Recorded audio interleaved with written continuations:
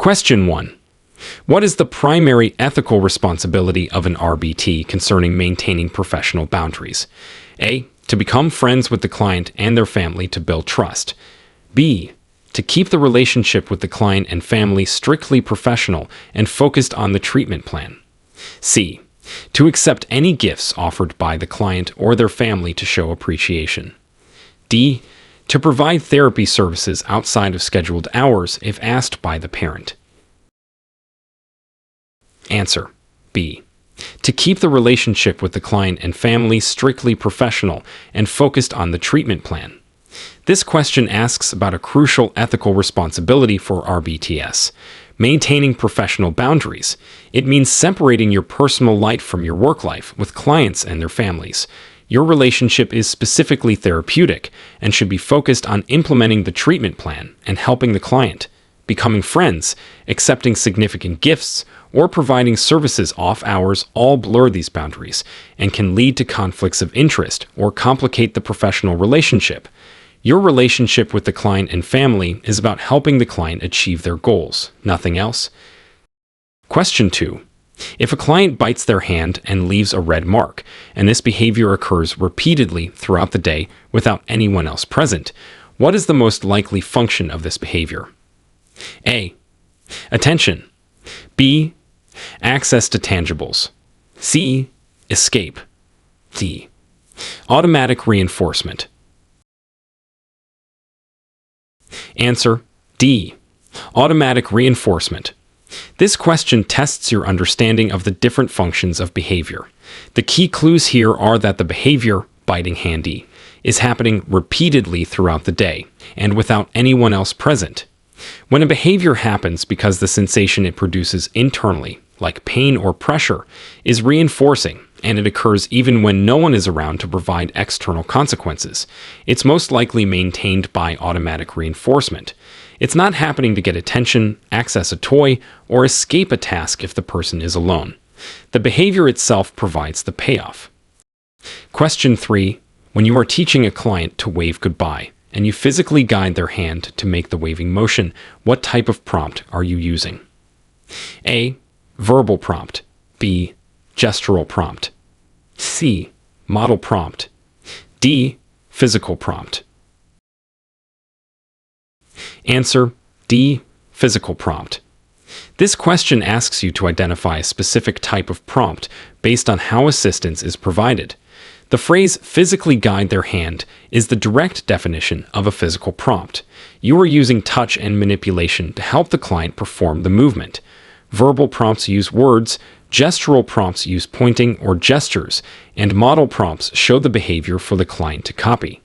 Physical prompts are the most intrusive because they involve direct physical contact. Question 4. You are collecting data on a client's hitting behavior. You decide to measure the time from the moment the client starts hitting until the hitting stops. What dimension of behavior are you measuring? A. Frequency. B. Duration. C. Latency. D. Interresponse time. IRT. Answer: B. Duration. This question asks about a specific way to measure behavior occurrence over time.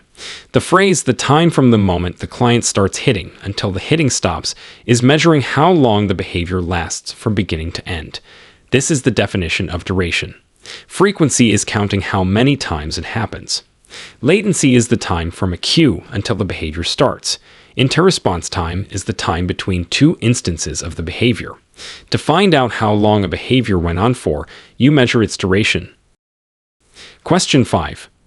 What does the A stand for in the ABC components of behavior analysis? A.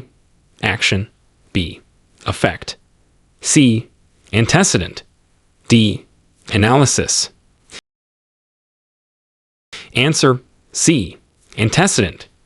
This question tests your knowledge of the ABC model, the fundamental framework for understanding behavior.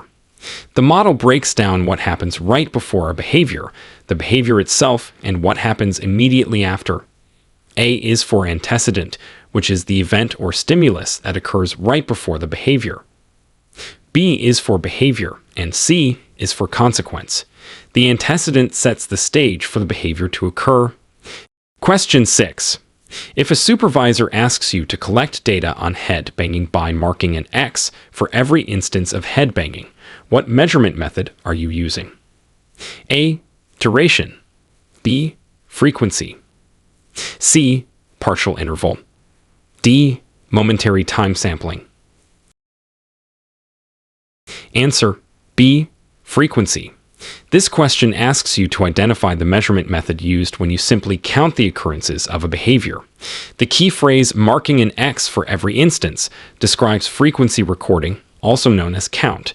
You tally each time the behavior happens within the observation period. Duration measures how long.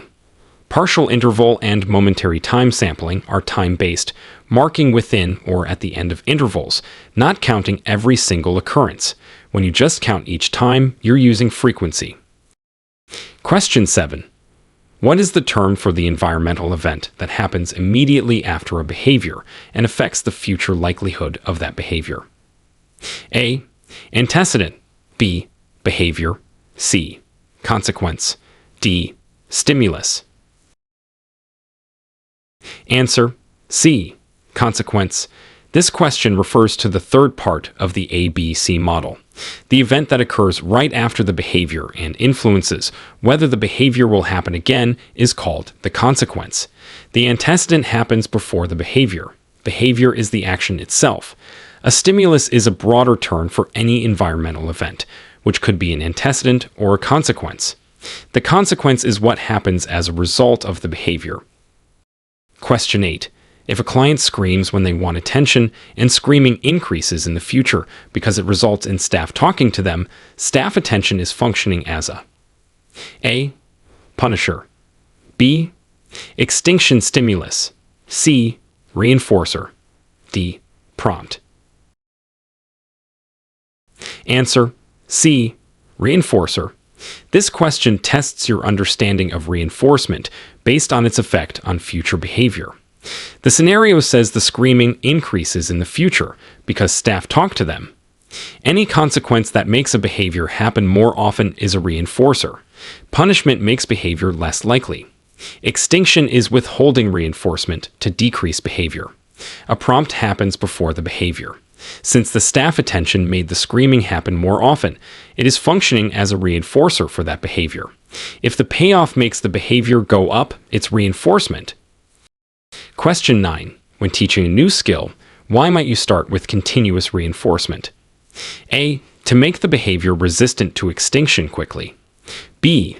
To help the client quickly learn the connection between the behavior and the reinforcer. C. It is easier for the RBT to implement. D. It helps generalize the skill to new settings. Answer B. To help the client quickly learn the connection between the behavior and the reinforcer. This question asks about the purpose of using continuous reinforcement, CRF, when teaching a new skill. CRF means reinforcing every single correct response. This dense schedule of reinforcement helps the learner understand very clearly which specific behavior is earning the reward, making the learning process faster and more efficient initially. Resistance to extinction. A. Comes from intermittent reinforcement schedules after the skill is learned. Ease of implementation. C. Or generalization. D. Are not the primary reasons for using CRF for new skills. To make sure they get why they got the prize, reinforce every correct try at first. Question 10. What is the most important thing to do if a client's behavior escalates to a point where you cannot manage it safely using the strategies in their BIP? A. Leave the client alone until they calm down. B. Implement a physical restraint even if you haven't been trained. C. Contact your supervisor immediately and follow your company's safety protocols, which may include contacting emergency services if necessary. D. Try to reason with the client and explain why their behavior is unsafe. Answer C. Contact your supervisor immediately and follow your company's safety protocols, which may include contacting emergency services if necessary. This question deals with crisis safety and your responsibility to seek help when a situation becomes unsafe. If a behavior escalates to the point where you cannot manage it safely, your immediate responsibility is to ensure safety for yourself and the client, which involves contacting your supervisor right away. They are trained to guide you through crisis procedures, and company protocols may specify contacting emergency services like 911. Depending on the severity, leaving the client, A, using untrained restraints, B, or trying to reason, D, are generally not safe or appropriate responses to an out-of-control dangerous situation.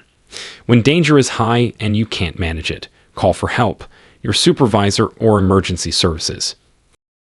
Question 11. When documenting session notes, subjective descriptions like "client seemed frustrated" should be A, included as they provide insight into the client's feelings. B, avoided. Instead, describe the observable behaviors that led you to that conclusion. C, included only if they align with the data collected. D, written in quotation marks to show they are your interpretation.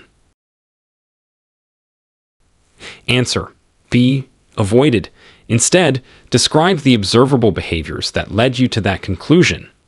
This question is about writing objective, professional session notes. In ABA, we rely on observable and measurable information. Subjective interpretations of internal states like frustrated or happy should be avoided because different people might interpret the same behavior differently. Instead, describe the specific actions you saw that made you think the client was frustrated. Example, client furrowed brow, pushed materials away, and emitted a loud sigh. Describe what you saw, not what you thought they felt. Question 12. You are working on a task analysis for washing hands.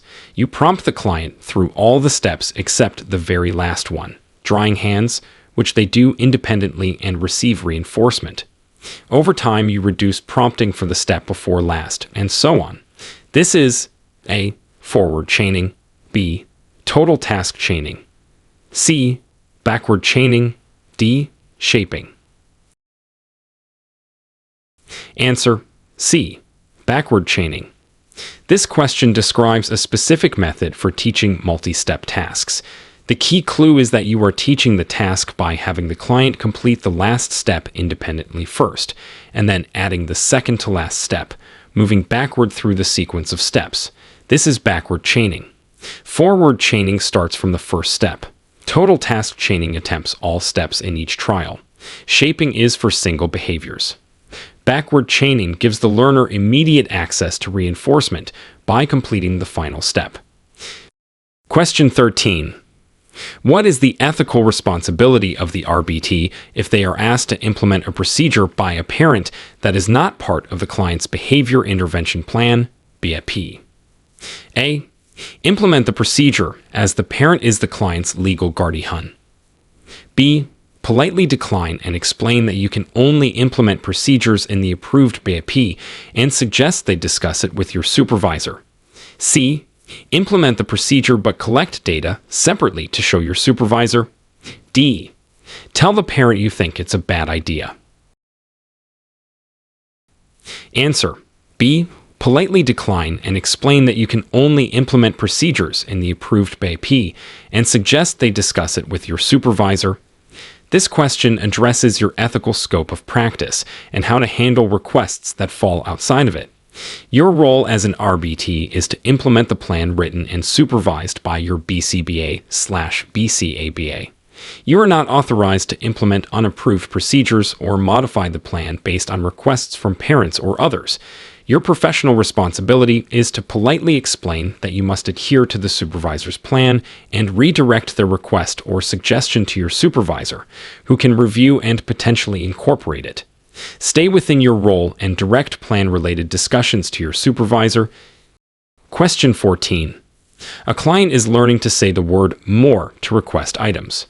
When they say "more" behavior, you immediately give them a bite of their snack. Consequence: the snack is likely functioning as A, punishment, B, extinction, C, motivating operation, MO, D, reinforcer. Answer: D, reinforcer. This question asks what function the consequence is serving. The scenario describes a behavior, more, followed by something the client likely desires, a snack. If this leads to the behavior happening more often in the future, the snack is functioning as a reinforcer. Punishment decreases behavior.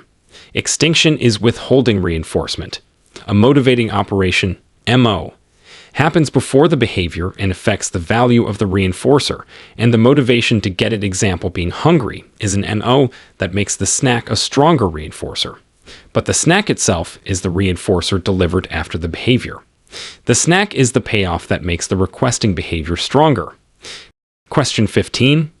You are collecting data on a client's hand flapping using whole interval recording with 30-second intervals. If the client flaps their hands for the entire 30 seconds of an interval, how do you record the data for that interval? A. Mark yes that the behavior occurred. B. Mark no that the behavior occurred. C. Record the duration, 30 seconds. D. Record the frequency, multiple instances. Answer A. Mark yes that the behavior occurred. This question tests your understanding of whole interval recording. The key feature of whole interval recording is that you mark the interval as a yes only if the behavior occurs continuously throughout the entire interval. If the behavior happened for the full 30 seconds, you mark yes. If it stopped even briefly, you would mark no. You don't record duration or frequency using this method. For whole interval, the behavior must fill up the whole time block. Question 16. What is the most accurate way to describe ABA? A. A type of therapy based on Freudian psychology. B. A scientific approach to understanding and changing behavior. C. A method solely used for decreasing challenging behaviors in children. D. A technique that uses only positive reinforcement. Answer B. A scientific approach to understanding and changing behavior. This question asks for a broad definition of ABA. Applied behavior analysis is a science focused on understanding how behavior works and applying those principles to bring about meaningful and positive change in socially important behaviors. It is based on principles of learning, not Freudian psychology, A. It is used for increasing desired behaviors and teaching new skills, not just decreasing challenging behaviors, C. And it utilizes various principles of behavior, including punishment and extinction, when necessary under strict ethical guidelines, not just positive reinforcement, D. ABA is a science for understanding and changing behavior. Question 17. Why is it important to conduct preference assessments regularly? A. Clients' preferences for items and activities can change over time. B. Preference assessments are required by insurance companies every session. C. To identify challenging behaviors. D. To determine the function of behaviors. Answer A. Clients' preferences for items and activities can change over time. This question asks about the practical reason for repeating preference assessments. What a client likes and finds motivating can change frequently due to satiation, getting too much of something, changing interests, or developmental stages. To ensure you are using effective reinforcers, you need to reassess preferences regularly to stay updated on what is currently motivating for the client. They aren't for identifying challenging behaviors or function, and they aren't necessarily required by insurance every session. Keep checking what they like because tastes change. Question 18.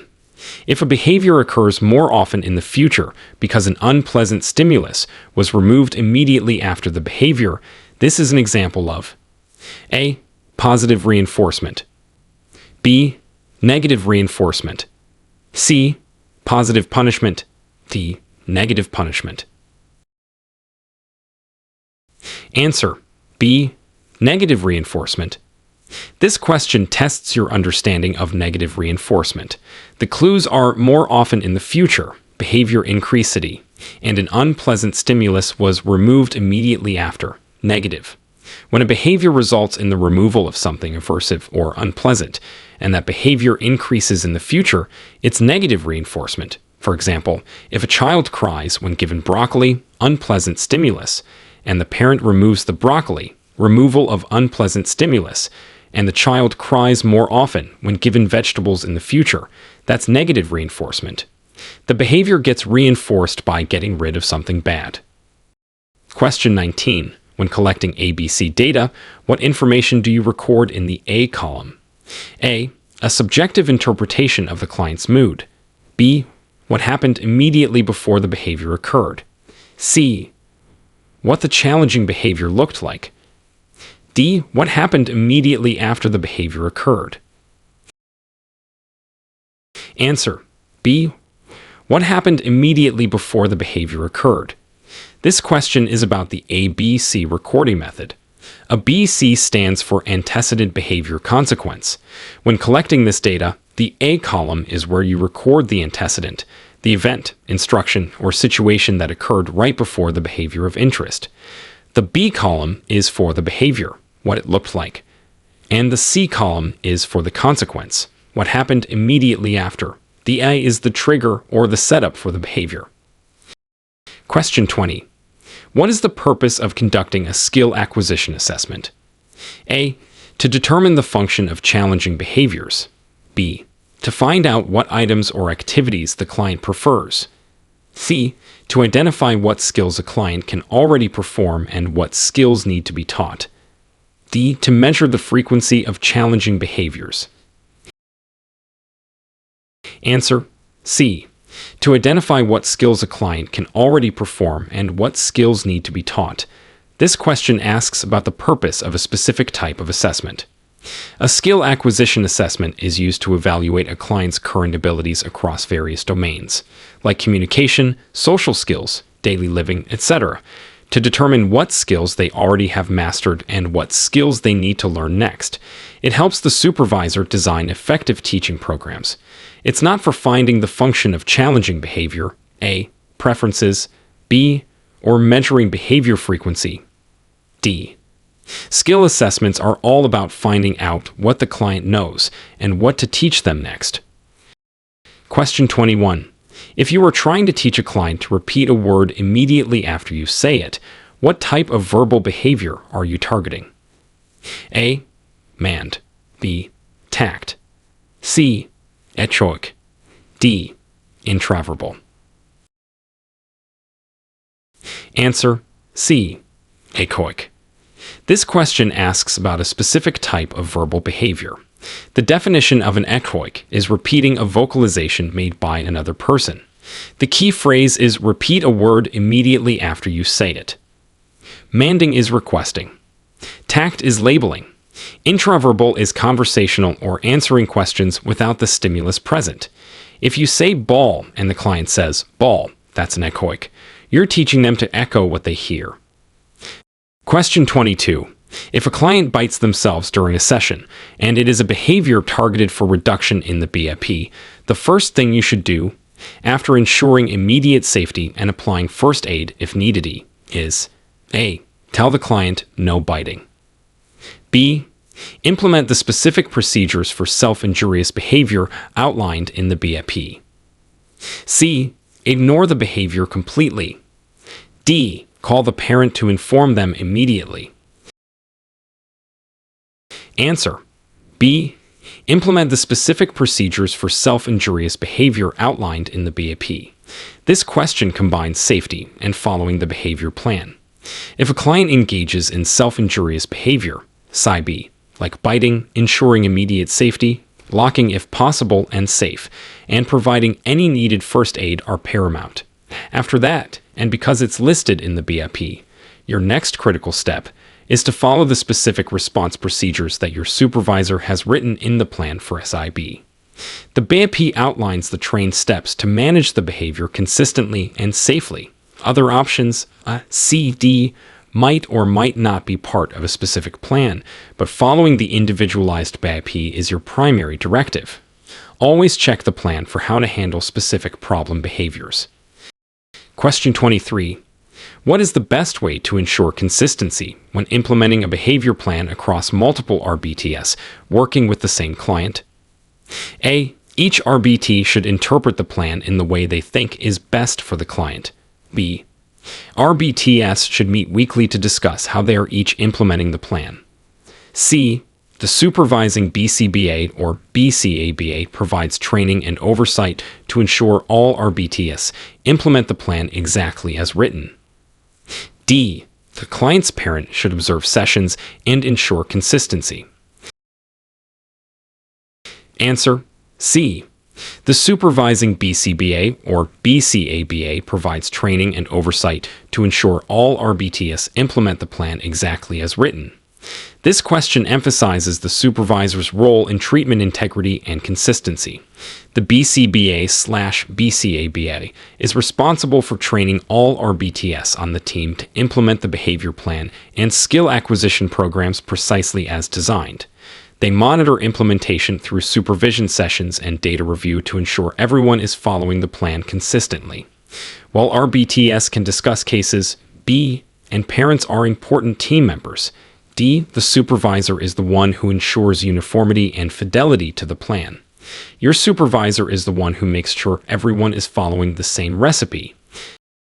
Question 24. When teaching a new skill, gradually reducing the level of prompt needed to get the correct response is called A. Shaping. B. Prompt fading. C. Generalization. D. Discrimination. Answer B. Prompt fading. This question asks about the process of decreasing assistance during teaching. The phrase gradually reducing the level of prompt describes prompt fading. Once a client can perform a skill with a prompt, you systematically reduce the intrusiveness or intensity of the prompt so the client learns to respond to the natural cue alone. Shaping is reinforcing approximations. Generalization is responding in new situations. Discrimination is telling stimuli apart. Fading the prompt is like slowly removing the training wheels as the client learns to ride the bike on their own. Question 25.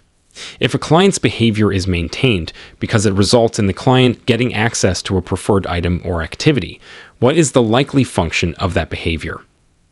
A. Attention. B. Access to tangibles/activities. C. Escape. D. Automatic reinforcement. Answer B. Access to tangibles/activities. This question is another function question, focusing on getting desired things. The clue is results in the client getting access to a preferred item or activity. When a behavior happens because it leads to gaining access to something the client wants, a toy, a snack, an activity like watching TV. The function is likely access to tangibles/activities. Attention is getting social interaction. Escape is getting away from something unpleasant. Automatic reinforcement is internal. If the behavior gets them the prize, it's likely access.